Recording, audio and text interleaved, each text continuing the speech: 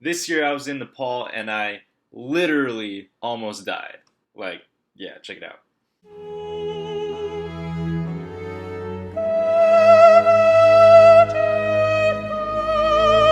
I'm not totally sure how to explain that, so you might just have to watch the whole video here, which will explain why I was in Nepal doing coffee research, and how I got sick into the emergency room and almost died and then didn't because I'm still here, so that's cool. Okay.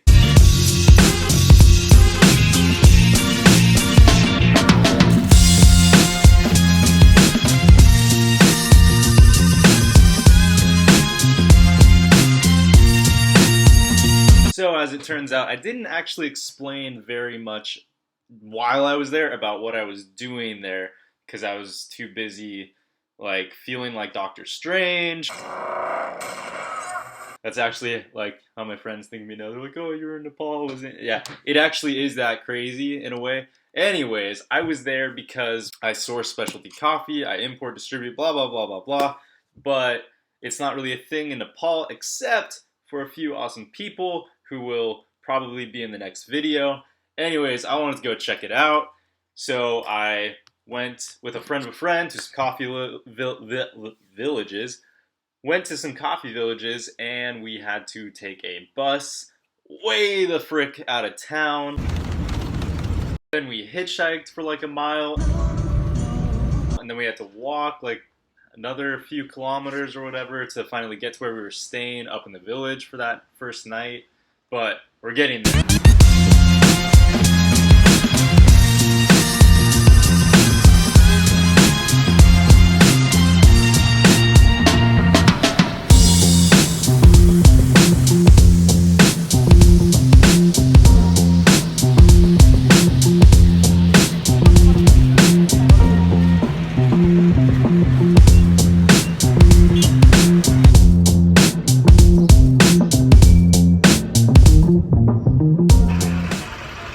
In Kathmandu with my friend Saliza, and we're going to Sangachok right now.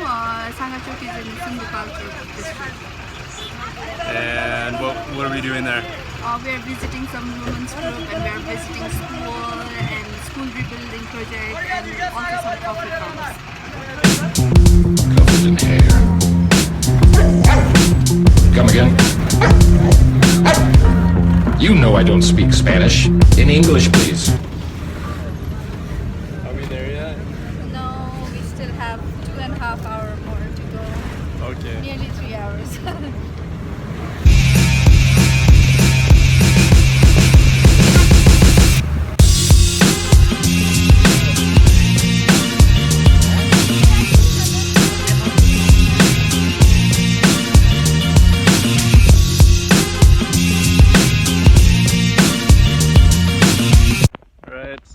We made it to nursery. Nursery, yeah. And delivering some threads to a group here for some of their art projects. Yeah. And it's really slippery yes, on this road. It's raining and it's really slippery, red mud, so kind of crazy situation right now.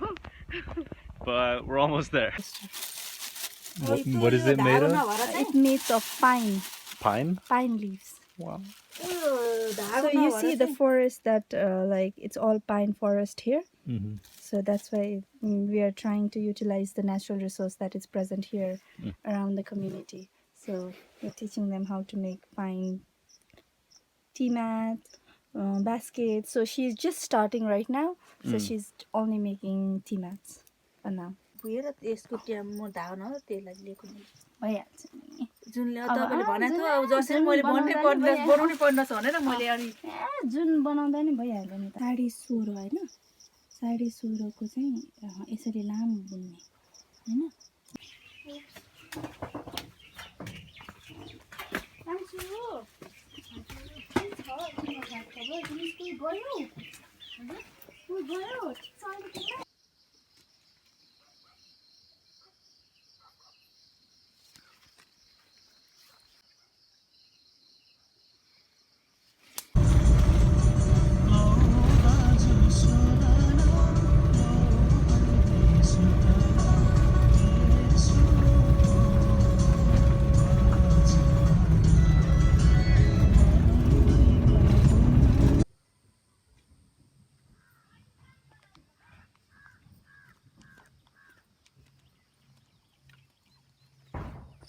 First day up in the mountains. Not a lot of coffee up here, so I'm gonna take care of that.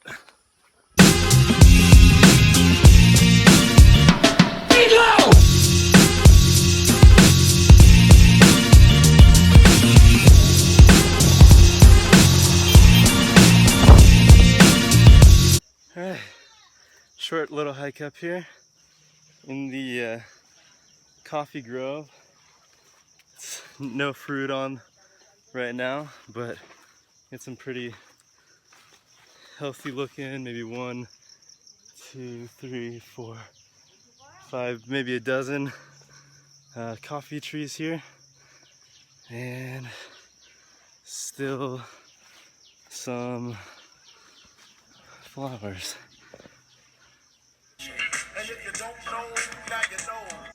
We spent the morning checking out some farms with just a few trees each, so people who just grow a little bit of coffee, and now we're walking maybe an hour to another village where they grow more coffee.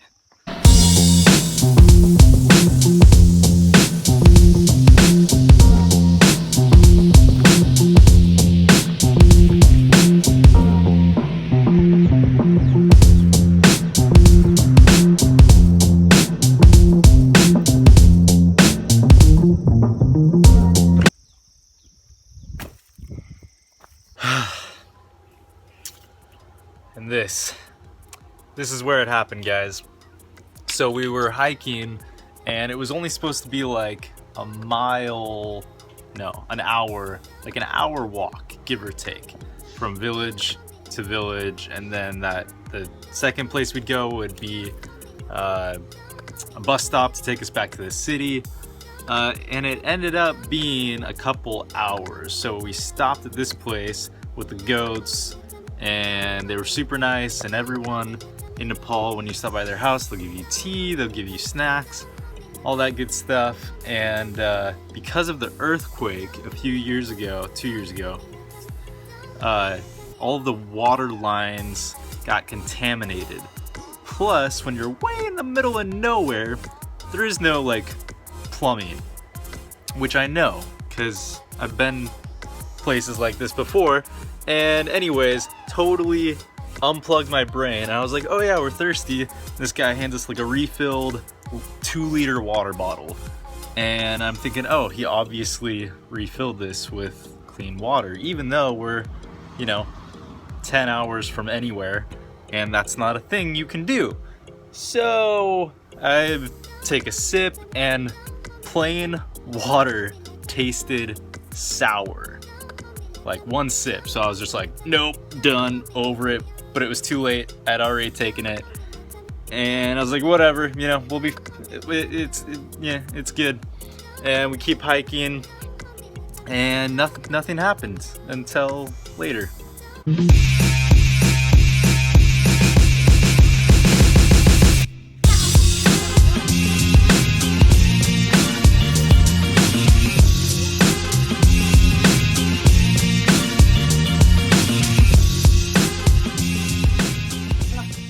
Okay, so that is weed.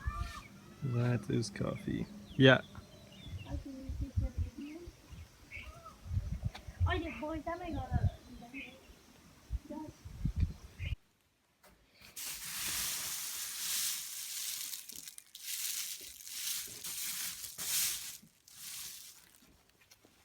There's some coffee saplings. Little nursery.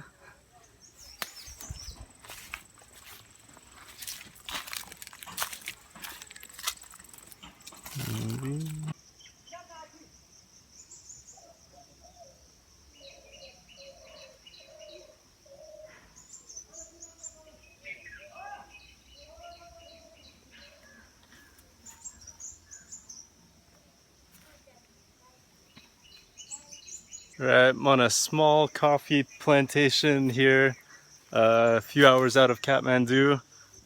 We met with the farmer. He's got a nursery of coffee saplings, and he's got quite a few here. Harvest maybe 200 kilos each year. He's got it mixed in with some fruit trees, banana. They have it stepped because it's kind of steep in the hills.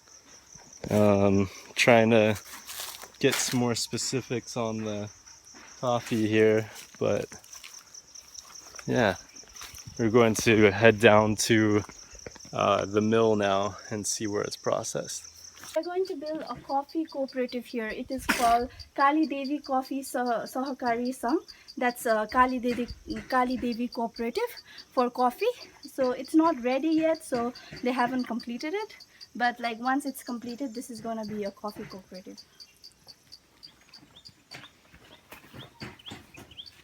This village is Karkitar, and the name of the cooperative is Kalika Devi Coffee Cooperative.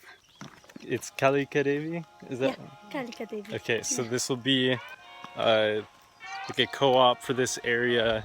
There are a lot of small farmers that all grow, you know, maybe a few trees or a dozen or so. Yeah. The most maybe puts out 200 to 300 kilos of coffee each year, so only a few bags. And then together, do we know how much, like the total area? I would guess maybe like 1,000, 2,000 kilos. Yes. Yeah. So. Like probably more than that. We're hiking down to the river. What's this village called? Do you know? The village down there, it's called Sukuti. Sukuti.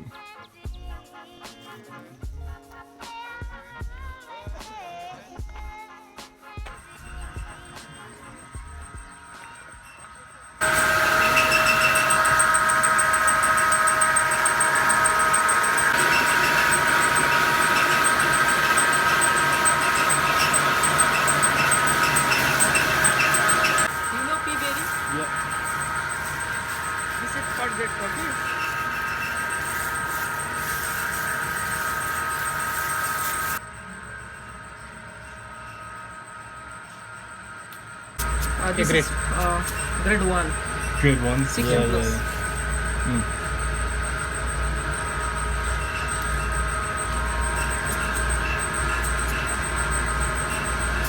This one have this package. एकजना कम गरेकै हो.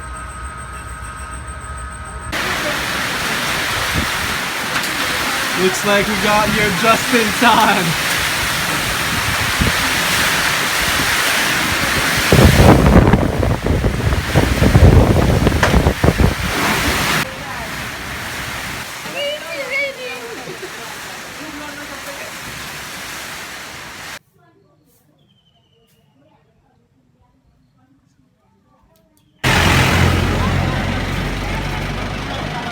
You would not guess by looking at it that there's a coffee mill and a bunch of coffee farms up there.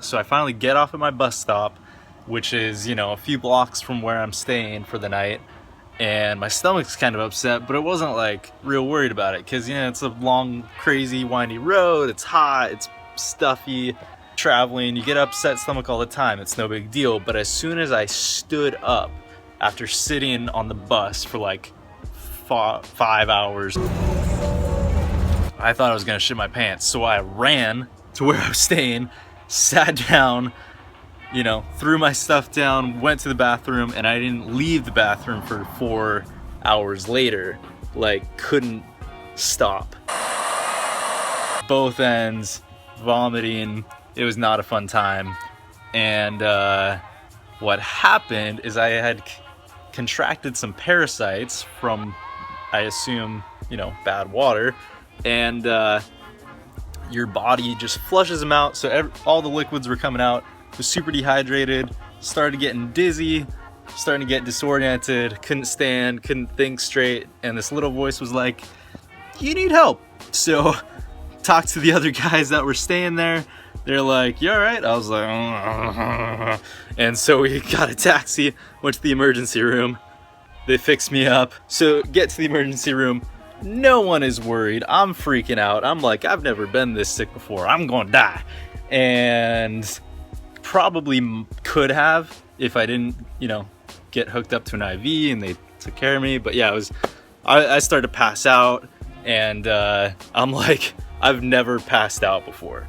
And I was like fading. I'm like, no one's paying attention. I'm like, I'm gonna lie down now. And I just kind of like flop over on one of the beds, and they're like, oh, like he's actually kind of effed up right now. So they take care of me. Everyone was super cool, and I was out within a few hours, and then I slept for about a week, and then got back to work.